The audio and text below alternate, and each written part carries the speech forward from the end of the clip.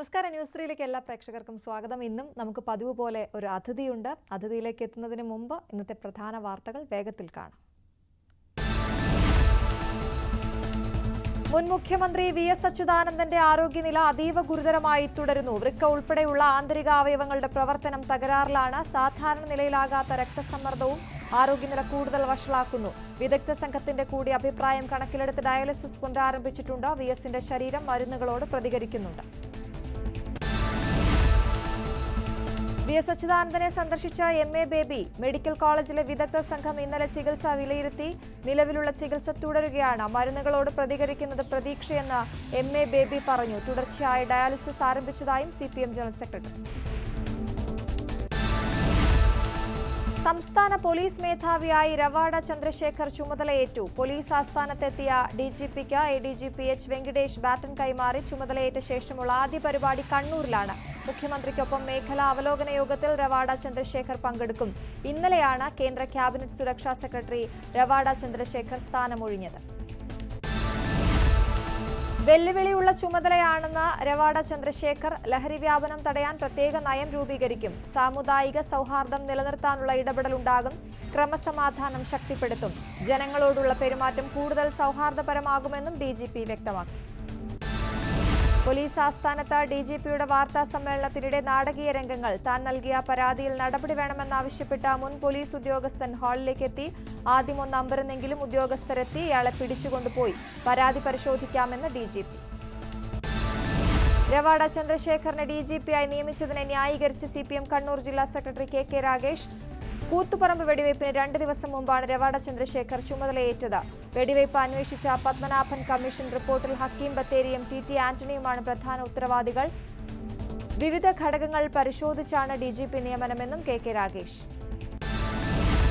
സംസ്ഥാനത്തെ മെഡിക്കൽ കോളേജുകളിൽ ശസ്ത്രക്രിയ ഉപകരണങ്ങളുടെ പർച്ചേസിംഗിലടക്കം വീഴ്ച ഉണ്ടായെന്ന വിദഗ്ധ സമിതിയുടെ കണ്ടെത്തൽ. തിരുവനന്തപുരം മെഡിക്കൽ കോളേജിലെ വകുപ്പ് മേധാവിയുടെ ആരോപണങ്ങൾ അന്വേഷിക്കാൻ നിയമിച്ച വിദഗ്ധ സമിതിയുടേതാണ് കണ്ടെത്തൽ. വിവിധ വകുപ്പ് മേധാവികളുമായി നടത്തിയ കൂടിക്കാഴ്ചയിൽ ഉപകരണങ്ങളുടെ അഭാവം ഡോക്ടർമാർ ചൂണ്ടിക്കാട്ടി. തിരുവനന്തപുരം മെഡിക്കൽ കോളേജിൽ ഡോക്ടർ ഹാരിസ് ഉയർത്തിയ ചികിത്സാ പ്രതിസന്ധിക്ക് പരിഹാരമായി മെഡിക്കൽ കോളേജിൽ ശസ്ത്രക്രിയ ഉപകരണങ്ങൾ എത്തിച്ചതായാണ് വിവരം. ഇതോടെ ആശുപത്രിയിൽ മാറ്റിവെച്ച ശസ്ത്രക്രിയകൾ തുടങ്ങി. ഹൈദരാബാദിൽ നിന്ന് വിമാനമാർഗം ഇന്നലെ രാവിലെയാണ് ലെത്തോക്ലാസ് പ്രോബ് ഉപകരണങ്ങൾ ആശുപത്രിയിൽ എത്തിച്ചത്. സംസ്ഥാനത്തെ സർക്കാർ മെഡിക്കൽ കോളേജുകളിലെ പ്രതിസന്ധിയിൽ പ്രക്ഷോഭ പരിപാടികളുമായി കോൺഗ്രസ്. സർക്കാർ മെഡിക്കൽ കോളേജുകൾക്ക് മുന്നിൽ പ്രതിഷേധ മാർച്ചും ധർണയും സംഘടിപ്പിക്കുകയാണ് കോൺഗ്രസ്. ആലുവ രാജഗിരി ആശുപത്രിയിൽ ശസ്ത്രക്രിയാ പിഴവിനെ തുടർന്ന് രോഗി മരിച്ചതായി കുടുംബം. നടുവേദനയ്ക്ക് കീഹോൾ ശസ്ത്രക്രിയയ്ക്കിടെ ഞരമ്പ് മുറിഞ്ഞതായി പരാതി. എറണാകുളം ചോറ്റാനിക്കര സ്വദേശി ബിജു തോമസ് ആണ് മരിച്ചത്. കുടുംബം പോലീസിൽ പരാതി നൽകി. രോഗിയെ രക്ഷിക്കാൻ സാധ്യമായതെല്ലാം ചെയ്തുവെന്ന് ആശുപത്രി അധികൃതർ. അശാസ്ത്രീയ ചികിത്സകൾക്ക് മൂക്കുകയറിടാൻ ആരോഗ്യവകുപ്പ്. കേരള സ്റ്റേറ്റ് മെഡിക്കൽ കൌൺസിലിന്റെ അംഗീകാരമില്ലാത്ത അക്യുപങ്ചർ, ഹിജാമ, റെയ്ക്കി തുടങ്ങിയവ നിരോധിക്കാനാണ് ആലോചന. മലപ്പുറത്തെ ഒരു വയസ്സുകാരന്റെ മരണത്തെ തുടർന്നാണ് ആരോഗ്യവകുപ്പിന്റെ നീക്കം. TCMC രജിസ്ട്രേഷൻ ആക്ട് പ്രകാരം അംഗീകാരമില്ലാത്ത എല്ലാ ചികിത്സകളും നിരോധിക്കും. കോഴിക്കോട് മെഡിക്കൽ കോളേജ് ആശുപത്രിയിലെ ഡോർമിറ്ററി നിരക്കുകൾ കുത്തനെ കൂട്ടി. BPL വിഭാഗങ്ങൾക്കുള്ള നിരക്ക് 100-ൽ നിന്ന് 150-ലേക്കാണ് ഉയർത്തിയത്. നിരക്ക് വർധനയിൽ എതിർപ്പ് ശക്തം. മലപ്പുറത്ത് ഒരു വയസ്സുകാരന്റെ മരണം തലച്ചോറിലെ ഞരമ്പുകൾ പൊട്ടിയതിനെ തുടർന്ന് പോസ്റ്റ്മോർട്ടം റിപ്പോർട്ടിൽ കണ്ടെത്തൽ. മഞ്ഞപ്പിത്തത്തിന് മതിയായ ചികിത്സ ലഭിക്കാത്തത് സാഹചര്യം വഷളാക്കിയെന്നും റിപ്പോർട്ടിൽ. 2 ദിവസം മുൻപാണ് കോട്ടയ്ക്കൽ സ്വദേശികളായ ദമ്പതികളുടെ മകൻ മഞ്ഞപ്പിത്തം ബാധിച്ചു മരിച്ചത്. അപര്യാപ്തതകൾ നിറഞ്ഞ Alappuzha medical college. Medical college ആശുപത്രിയിൽ 6 വിഭാഗങ്ങളിലായി 27 ഡോക്ടർമാരുടെ ഒഴിവുകൾ. ഗ്യാസ്ട്രോ എൻട്രോളജിയിൽ ആകെയുള്ളത് 1 ഡോക്ടർ. ചികിത്സ വേണ്ടതാർക്ക്? ന്യൂസ് 8 അന്വേഷണം തുടരുന്നു. പത്തനംതിട്ട ജനറൽ ആശുപത്രിയിൽ പ്രതിഷേധം. താൽക്കാലിക ജീവനക്കാരായ 4 പേരെ പിരിച്ചുവിട്ടതാണ് പ്രതിഷേധത്തിന് കാരണം. എന്നാൽ രോഗികളോട് മോശമായി പെരുമാറിയ താൽക്കാലിക ജീവനക്കാരെയാണ് പിരിച്ചുവിട്ടതെന്നാണ് സൂപ്രണ്ടിന്റെ വിശദീകരണം. അരമണിക്കൂറോളം OPയുടെ പ്രവർത്തനത്തെ ബാധിച്ചെങ്കിലും പിന്നീട് സാധാരണ നിലയിലായി. കോഴിക്കോട്, കണ്ണൂർ, വയനാട്, കാസർഗോഡ് ജില്ലകളിലെ വിവിധ സർക്കാർ പദ്ധതികൾ അവലോകനം ചെയ്യുന്നതിനായി മുഖ്യമന്ത്രി പിണറായി വിജയന്റെ നേതൃത്വത്തിൽ മേഖലാ അവലോകന യോഗം കണ്ണൂരിൽ തുടങ്ങി. മന്ത്രിമാർ, ചീഫ് സെക്രട്ടറി, ഡിജിപി, 4 ജില്ലകളിലെ ജില്ലാ കളക്ടർമാർ, മറ്റുന്നത ഉദ്യോഗസ്ഥർ തുടങ്ങിയവരാണ് യോഗത്തിൽ പങ്കെടുക്കുന്നത്. കൃഷ്ണമേനോൻ വനിതാ കോളേജിൽ വെച്ചാണ് അവലോകന യോഗം. കോട്ടയം ഈരാറ്റുപേട്ടയിലെ ദമ്പതിമാരുടെ മരണം ആത്മഹത്യയെന്ന് പ്രാഥമിക പോസ്റ്റ്മോർട്ടം റിപ്പോർട്ട്. ബാഹ്യ ഇടപെടൽ കണ്ടെത്താനായിട്ടില്ലെന്നാണ് ഫോറൻസിക് സർജൻ പോലീസിന് നൽകിയ മൊഴി. ഇന്നോവ കാറിൽ ബ്ലേഡ് വലിച്ച സംഘം എത്തി വിഷ്ണുവിനെ മർദ്ദിച്ചുവെന്ന ആരോപണവും സ്ഥിരീകരിക്കാനായിട്ടില്ല. സിസിടിവി പരിശോധനയിൽ ആരും വീട്ടിലെത്തിയതായും കണ്ടെത്തിയിട്ടില്ല. കേരളത്തിൽ അടുത്ത 5 ദിവസം മഴയ്ക്ക് സാധ്യത. ഒറ്റപ്പെട്ട ശക്തമായ മഴയ്ക്ക് സാധ്യതയെന്ന് കേന്ദ്ര കാലാവസ്ഥാ വകുപ്പ്. തീരദേശ ഗംഗാതട പശ്ചിമ ബംഗാളിന് മുകളിൽ ന്യൂനമർദ്ദം സ്ഥിതി ചെയ്യുന്നു. തെക്കൻ രാജസ്ഥാനും വടക്കൻ ഗുജറാത്തിന് മുകളിലായി ചക്രവാത ചുഴിയും സ്ഥിതി ചെയ്യുന്നു. വിവിധ ജില്ലകളിൽ വരും ദിവസങ്ങളിൽ മഞ്ഞ അലർട്ടാണ് നൽകിയിരിക്കുന്നത്. കണ്ണൂർ ചെറുവാഞ്ചേരിയിൽ വീടിനുള്ളിൽ നിന്ന് രാജവെമ്പാലയെ പിടികൂടി. കുട്ടിയുടെ കളിപ്പാട്ടത്തിനിടയിൽ നിന്നാണ് പാമ്പിനെ പിടിച്ചത്. ചെറുവാഞ്ചേരി സ്വദേശി ശ്രീജിത്തിന്റെ വീട്ടിൽ നിന്നാണ് പാമ്പിനെ പിടികൂടിയത്. ഇലക്ട്രോണിക് ടോയ് കാറിന്റെ അടിയിലായിരുന്നു രാജവെമ്പാലയെ കണ്ടത്. കൊല്ലത്ത് വാഹനാപകടത്തിൽ ദമ്പതികൾക്ക് ദാരുണാന്ത്യം. പരവൂർ സ്വദേശികളായ ശ്യാം, ഭാര്യ ഷീന എന്നിവരാണ് മരിച്ചത്. ദേശീയപാതയിൽ കല്ലമ്പലത്തിന് സമീപത്തായിരുന്നു അപകടം. KSRTC ബസ്സിടിച്ച ഇരുചക്ര വാഹനത്തിൽ ഇടിക്കുകയായിരുന്നു. മുന്നിൽ പോയ വാഹനത്തെ മറികടക്കാൻ ശ്രമിക്കുന്നതിനിടെ എതിരെ എത്തിയ ബസ് ഇടിക്കുകയായിരുന്നു. കോട്ടയം കോടിമതയിൽ വാഹനാപകടത്തിൽ 2 മരണം. MC റോഡിൽ ഇന്നലെ രാത്രി 12 മണിക്കായിരുന്നു അപകടം. കോട്ടയം കൊല്ലാട് കുഴക്കിയിൽ ജെയ്മോൻ ജെയിംസ്, കൊല്ലാട് മംഗളാലയം അർജുൻ എന്നിവരാണ് മരിച്ചത്. ജീപ്പും പിക്കപ്പ് വാനും കൂട്ടിയിടിച്ചായിരുന്നു അപകടം. മൂന്നാറിൽ ട്രക്കിംഗ് ജീപ്പ് മറിഞ്ഞുണ്ടായ അപകടത്തിൽ 1 മരണം. ചെന്നൈ സ്വദേശി പ്രകാശാണ് മരിച്ചത്. പോതമേടുള്ള റിസോർട്ടിലേക്ക് പോകും വഴിയായിരുന്നു അപകടം. 8 പേർ ജീപ്പിലുണ്ടായിരുന്നു. പരിക്കേറ്റവരെ മൂന്നാർ ടാറ്റ ആശുപത്രിയിൽ പ്രവേശിപ്പിച്ചു. വയനാട് മുണ്ടക്കൈ ചൂരൽമല ഉരുൾപൊട്ടൽ പുനരധിവാസ പ്രവർത്തനങ്ങൾക്കായി NSS 4.5 കോടി രൂപ കൈമാറി. പുനരധിവാസത്തിന്റെ ഭാഗമായി ഒരുങ്ങുന്ന ടൗൺഷിപ്പിൽ വീട് നിർമ്മാണത്തിനായാണ് തുക കൈമാറിയത്. സംസ്ഥാനത്തെ മുഴുവൻ NSS സെല്ലുകളുടെയും കൂട്ടായ പ്രവർത്തനത്തിലൂടെയാണ് തുക സമാഹരിച്ചത്. കണ്ണൂരിൽ INTUC നേതാവ് വിനോദ് പുഞ്ചക്കര CPIM-ൽ ചേർന്നു. കോഓപ്പറേറ്റീവ് എംപ്ലോയീസ് കോൺഗ്രസ് സംസ്ഥാന സെക്രട്ടറിയാണ്. ജമാഅത്തെ ഇസ്ലാമി കൂട്ടുകെട്ടിൽ പ്രതിഷേധിച്ചാണ് കോൺഗ്രസ് വിട്ടതെന്ന് വിനോദ് പുഞ്ചക്കര. തെലങ്കാനയിലെ കെമിക്കൽ ഫാക്ടറിയിലുണ്ടായ പൊട്ടിത്തെറിയിൽ മരണസംഖ്യ ഉയരുന്നു. 35 പേർ മരിച്ചു. ഇന്നലെ രാവിലെ സിഗാച്ചി കെമിക്കൽ ഫാക്ടറിയിലാണ് അപകടമുണ്ടായത്. പൊട്ടിത്തെറിയിൽ പരിക്കേറ്റ നിരവധി പേരുടെ നില അതീവ ഗുരുതരമായി തുടരുകയാണ്. പ്രദേശത്ത് തീ നിയന്ത്രണ വിധേയമാക്കാൻ സാധിച്ചെങ്കിലും കൂടുതൽ പേർ കെട്ടിടാവശിഷ്ടങ്ങൾക്കിടയിൽ ഉണ്ട് എന്നാണ് വിവരം. അതിനിടെ തെലങ്കാന മുഖ്യമന്ത്രി രേവന്ത് റെഡ്ഡിയും ആരോഗ്യമന്ത്രിയും സ്ഥലം സന്ദർശിച്ചു. തമിഴ്നാട്ടിലെ കസ്റ്റഡി മരണത്തിൽ DMK സർക്കാരിനെ രൂക്ഷമായി വിമർശിച്ച ഹൈക്കോടതി. FIR രജിസ്റ്റർ ചെയ്യുന്നതിന് മുൻപ് എങ്ങനെ പ്രത്യേക സംഘത്തെ നിയോഗിച്ചു എന്നാണ്, ആരുടെ നിർദ്ദേശപ്രകാരമാണ് എന്നും കോടതി ചോദിച്ചു. ശിവഗംഗ മടപ്പുറം കാളിയമ്മൻ ക്ഷേത്രത്തിലെ കരാർ ജീവനക്കാരനായിരുന്ന അജിത് കുമാർ ഇന്നലെയാണ് പോലീസ് കസ്റ്റഡിയിലിരിക്കെ കൊല്ലപ്പെട്ടത്. തമിഴ്നാട് ശിവകാശിയിലെ പടക്ക നിർമ്മാണശാലയിൽ വൻ സ്ഫോടനം. ഒരു സ്ത്രീ ഉൾപ്പെടെ 5 പേർ മരിച്ചുവെന്നാണ് ഇപ്പോൾ ലഭിക്കുന്ന റിപ്പോർട്ടുകൾ. തീപിടുത്തത്തിന് കാരണം ഷോർട്ട് സർക്യൂട്ട് ആകാമെന്നാണ് പ്രാഥമിക നിഗമനം. തീ പടർന്നതോടെ പടക്കങ്ങളും വെടിമരുന്നുകളും പൊട്ടിത്തെറിക്കുകയായിരുന്നു.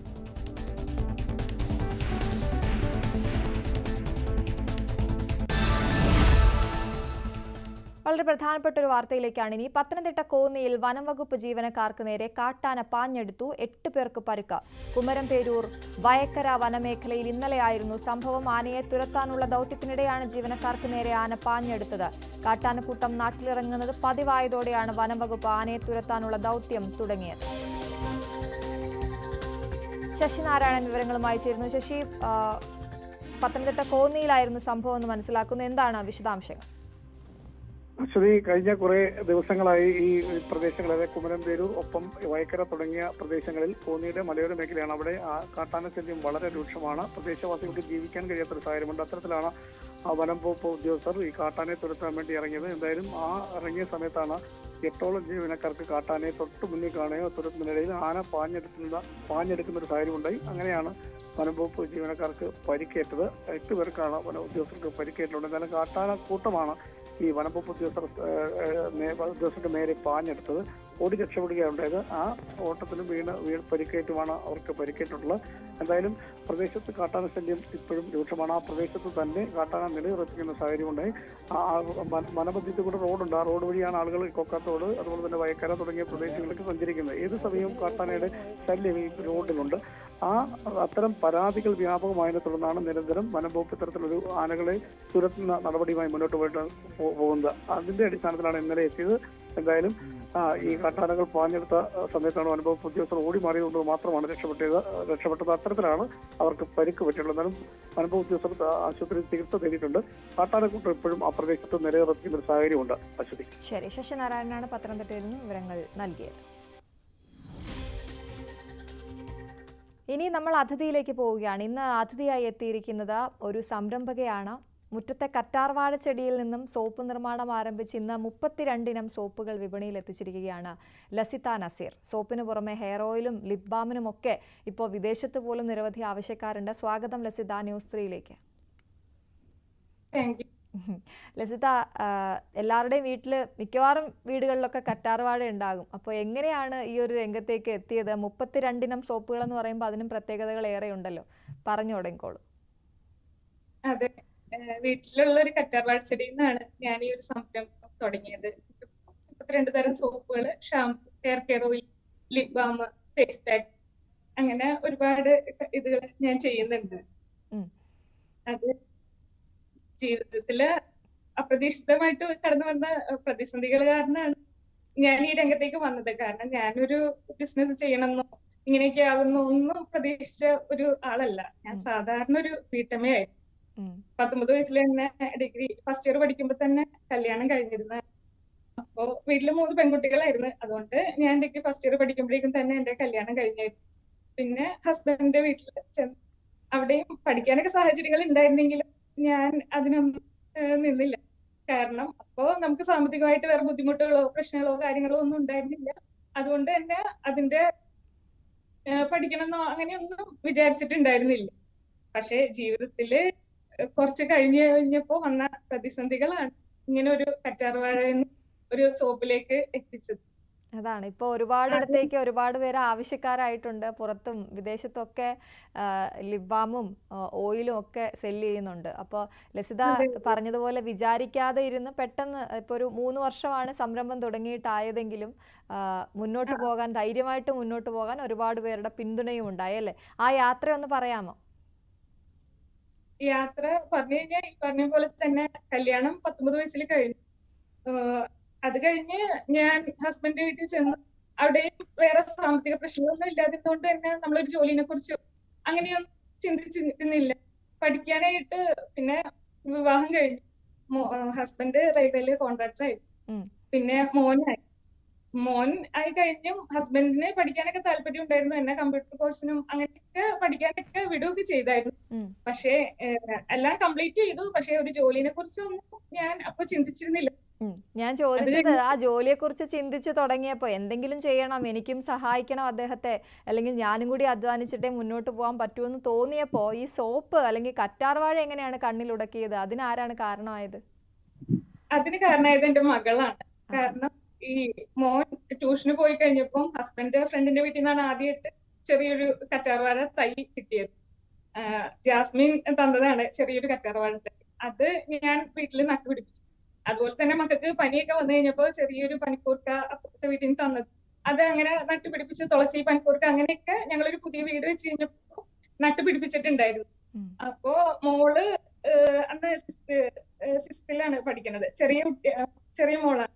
അപ്പോ അവൾക്ക് ഈ സ്കൂളിലൊക്കെ പോയി വന്നു കഴിയുമ്പോഴേക്കും എന്നോട് ചോദ്യമാണ്. എല്ലാവരും എന്റെ ക്ലാസ്സിൽ പഠിക്കുന്ന എല്ലാവരുടെയും പാരന്റ്സ് ഉമ്മിക്ക് ടീച്ചർ ആയിക്കൂടായിരുന്നു, ഉമ്മിക്ക് എന്തെങ്കിലും ജോലി ഇല്ലായിരുന്നു, ഉമ്മിക്ക് മാത്രമാണ് ജോലി ഇല്ലാത്തത്, അങ്ങനെയൊക്കെ മോള് ചോദിച്ചു തുടങ്ങി. പിന്നെ അങ്ങനെ ഈ കറ്റാർവാഴകളൊക്കെ ഞാനിങ്ങനെ വളർത്തിക്കൊണ്ട് വന്നു കഴിഞ്ഞപ്പോ മോള് പറഞ്ഞു ഇതിന് നമുക്ക് എന്തെങ്കിലും ചെയ്യാൻ പാടില്ല എന്ന് ചോദിച്ചു കഴിഞ്ഞപ്പോഴാണ് ഞാൻ സോപ്പ് എന്നൊരു ആശയം എന്റെ മനസ്സിലേക്ക് വന്നത്. അങ്ങനെ ആ സോപ്പ് ആദ്യമായിട്ട് ഈ അരിവേപ്പും തുളസിയും പനിക്കൂർക്കയും അലോവേരയൊക്കെ ചേർത്തിട്ടാണ് ഞാനൊരു സോപ്പ് ആദ്യം ചെയ്തത്. ആദ്യത്തെ കസ്റ്റമേഴ്സ് എന്റെ ഹസ്ബൻഡും മക്കളും തന്നെയായിരുന്നു. അപ്പൊ അവര് ഉപയോഗിച്ച് നോക്കി കഴിഞ്ഞപ്പോ അവർക്ക് അത് നല്ല ഇഷ്ടമായി. അത് കഴിഞ്ഞ് അപ്രതീക്ഷിതമായിട്ട് എന്റെ +2 പഠിച്ച എന്റെ ബെസ്റ്റ് ഫ്രണ്ട് ഷെറീന, അവള് വീട്ടിൽ വന്നു കഴിഞ്ഞപ്പോ ഈ സോപ്പ് ഞാൻ ഉണ്ടാക്കിയതാണെന്ന് പറഞ്ഞ് കാണിച്ചു. അപ്പൊ എന്റെ കറ്റാർവാഴയും എല്ലാം കണ്ടു കഴിഞ്ഞ് അവള് വീട്ടിൽ ചെന്ന് കഴിഞ്ഞ് നജീമിക്കാനോട് പറഞ്ഞു എന്നാ നമുക്ക് 2 സോപ്പ് അവളുടെ കയ്യിൽ നിന്ന് ആദ്യമായിട്ട് വാങ്ങിച്ചു നോക്കാം, എങ്ങനെയുണ്ടെന്ന് നോക്കാന്ന് പറഞ്ഞ് അവരാണ് എന്റെ കയ്യിൽ നിന്ന് ആദ്യമായിട്ട് 2 സോപ്പുകൾ വാങ്ങിച്ചത്.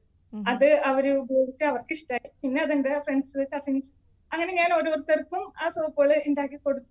അങ്ങനെയാണ് അതാണ് എപ്പോഴും നാച്ചുറൽ ആയിട്ടുള്ള സാധനങ്ങൾക്ക് ആവശ്യക്കാരേറെ ആയിരിക്കും. അപ്പൊ ലസിതയുടെ 32 ഇനം സോപ്പുകൾ എന്ന് പറയുമ്പോൾ അത് എന്തൊക്കെയാണെന്ന് അറിയാനും കൂടി ഞങ്ങൾക്കൊക്കെ കൗതുകമുണ്ട്. അതിനെക്കുറിച്ച് ഒന്ന് പറയാമോ?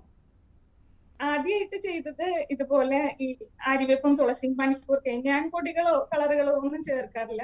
ഞാൻ ചെയ്യുന്നത് ഇലകള് അരച്ചിട്ട് തന്നെയാണ് സോപ്പ് ഉണ്ടാക്കുന്നത്. അപ്പൊ നമുക്ക് അതിന്റെ റിസൾട്ടും വേഗം തന്നെ നമുക്ക് ആളുകൾക്ക് കിട്ടുകയും ചെയ്യും. ഉപയോഗിക്കുന്നവർക്ക് വേഗം തന്നെ നമുക്ക് കെമിക്കലുകൾ ഇല്ലാത്തതുകൊണ്ട് തന്നെ റിസൾട്ട് വേഗം കിട്ടും. അതിന് സോപ്പ് അതിൽ ചേർക്കുന്ന സ്മെല്ല് മാത്രമാണ് കെമിക്കലായിട്ട് വരുന്നുള്ളൂ. ബാക്കി എല്ലാം നാച്ചുറൽ ആയിട്ടുള്ള ഇൻഗ്രീഡിയൻസ് ആണ്.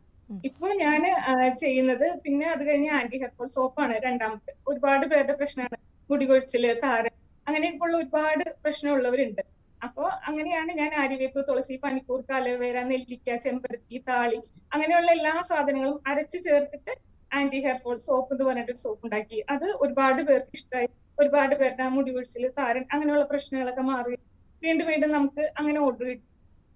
അത് കഴിഞ്ഞ് മുഖത്ത് കുരുക്കള്, കറുത്ത പാടുകള്, അങ്ങനെയുള്ള പ്രോബ്ലം പറഞ്ഞു കഴിഞ്ഞപ്പോഴാണ് ഞാൻ രക്തചന്ദന സോപ്പ് ഉണ്ടാക്കാനായിട്ട് തീരുമാനിച്ചത്. അത് രക്തചന്ദനവും റോസാപ്പൂവും അലോവേരയും എല്ലാം ചേർത്തിട്ടാണ് ചെയ്യുന്നത്. അപ്പോ അതിനൊക്കെ നമുക്ക് ഈ കെമിക്കലുകൾ അധികം ഇല്ലാത്തതുകൊണ്ടും ഇതൊക്കെ നാച്ചുറൽ ആയതുകൊണ്ടും തന്നെ വേഗം തന്നെ ആളുകൾക്ക് അതിന്റെ റിസൾട്ട് കിട്ടാൻ തുടങ്ങി. അങ്ങനെയാണ് പിന്നെ വീട്ടില് പപ്പായ ഉണ്ടായിരുന്നു. അപ്പൊ പപ്പായയും അലോവേരയും ചേർത്തിട്ട് അങ്ങനെ സോപ്പ് ഉണ്ടാക്കി. അപ്പൊ അതൊരു പെട്ടെന്ന് തന്നെ നമുക്കൊരു പപ്പായ ഫേഷ്യലൊക്കെ ചെയ്ത ഒരു റിസൾട്ട് ആണ് ആ സോപ്പിൽ കിട്ടുന്നത്. പിന്നെ ഓറഞ്ചിന്റെ പീല് വെച്ചിട്ട്, കാരണം ഞാൻ ഓരോ സോപ്പുകളും ഉണ്ടാക്കുമ്പോൾ നമുക്കതൊരു ഫേസ് പാക്ക് രൂപത്തിലാണ്. കാരണം ഇപ്പോ ആർക്കും സമയമില്ലല്ലോ.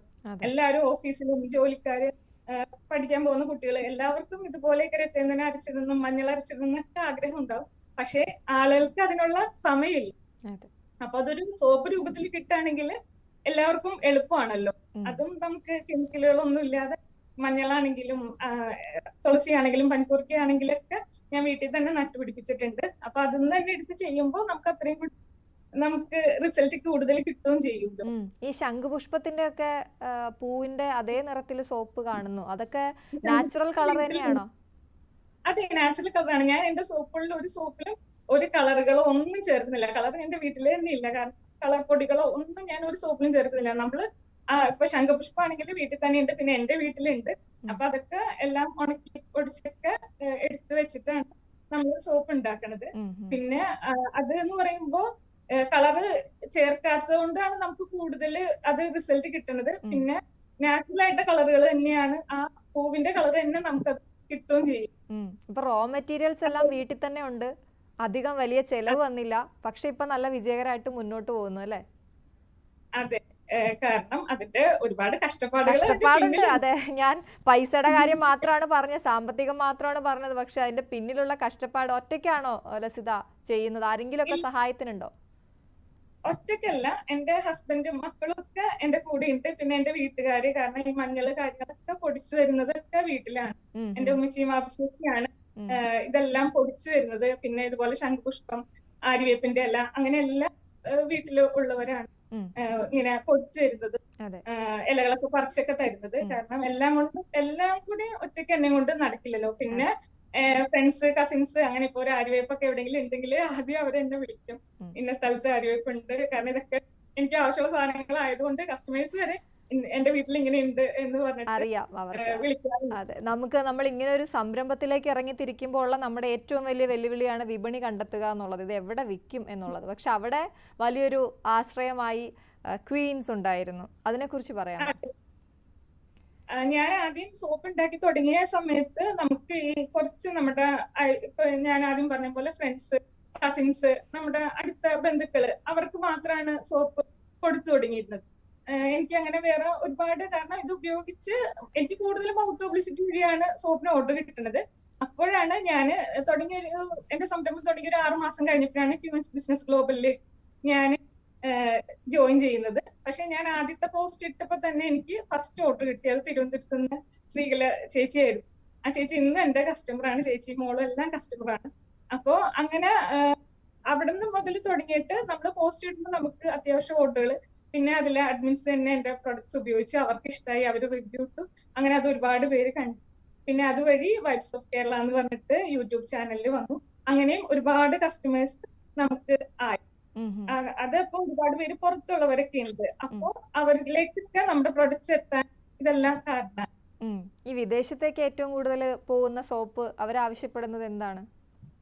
അവര് കൂടുതൽ ആവശ്യപ്പെടുന്ന ഈ ഡ്രൈ സ്കിന്നിനൊക്കെ ഉള്ള സോപ്പാണ്. അവിടെ ഈ സ്കിന്നില് മൊരിച്ചില്, പിന്നെ ഈ നമുക്ക് സ്കിന്നിൽ ഉണ്ടാകുന്ന ചൊറിച്ചില്, അങ്ങനെയൊക്കെയുള്ള ബുദ്ധിമുട്ടുകൾ ഉണ്ടാകുമല്ലോ. അതിനൊക്കെ ആയിട്ട് തകര സോപ്പ് എന്ന് പറഞ്ഞിട്ട് നമ്മുടെ ആനത്തകരയുടെ ഇലയും ആര്യവേപ്പും തുളസിയും ചൂർണങ്ങളും ഒക്കെ ചേർത്തിട്ടാണ് ആ സോപ്പ് ചെയ്യുന്നത്. അതെനിക്ക് ആയുർവേദ ഡോക്ടേഴ്സ് ഒക്കെ എന്റെ കസ്റ്റമേഴ്സാണ്. അപ്പൊ അവര് പറഞ്ഞു തരുന്ന കൂട്ടുകളാണ്. കാരണം അവര് ഈ ആയുർവേദ ഡോക്ടേഴ്സിനാണെങ്കിലും ഇലകളൊക്കെ പറഞ്ഞു കൊടുക്കാന്നാണെങ്കിലും അത് കിട്ടാൻ അവൈലബിലിറ്റി കുറവാണല്ലോ. അപ്പൊ തകരയിലൊക്കെ നമുക്ക് ഇവിടെ അത്യാവശ്യം നല്ല രീതിയിൽ കിട്ടും. അപ്പോ ആ ഇല വെച്ചിട്ട് ചെയ്യുമ്പോൾ നമുക്ക് ഈ വട്ടച്ചൊറി, പുഴുക്കടി, ചുണങ്ങ് അങ്ങനെയുള്ള അസുഖങ്ങൾക്കൊക്കെ നല്ല മാറ്റം ഉണ്ടാകും. അങ്ങനെ ഒരുപാട് പേര് ഉപയോഗിച്ചിട്ട് അതിനൊക്കെ നല്ല റിസൾട്ട് ആണ് പറഞ്ഞേക്കുന്നത്. പിന്നെ കൂടുതലും ഗൾഫിലേക്കൊക്കെ പോകുന്നത് നമ്മുടെ രക്തചന്ദന സോപ്പ്, നാൽപ്പാമൻ, ഇപ്പൊ ശംഖുപുഷ്പം, ഫേഷ്യൽ സോപ്പ്, അതെല്ലാം അത്യാവശ്യം നല്ല രീതിയിൽ വാങ്ങിച്ചവർ തന്നെ വീണ്ടും വീണ്ടും വാങ്ങിക്കുന്ന സോപ്പുകൾ. അപ്പൊ ഈ സോപ്പ് ഉണ്ടാക്കി തഴക്കവും പഴക്കവും വന്നതോടെ നമുക്ക് സോപ്പ് മാത്രമല്ല ഉണ്ടാക്കാൻ പറ്റുന്നൊരു ഒരു കോൺഫിഡൻസ് കിട്ടി. അതിന്റെ ഫലമായിട്ട് ഇപ്പൊ എന്തൊക്കെയാണ് ബാക്കി? ലിപ് ബാം ഉണ്ട് അല്ലേ? ലിപ് ബാം ചെയ്യുന്നുണ്ട്, ഹെർബൽ ഷാമ്പു ചെയ്യുന്നുണ്ട്.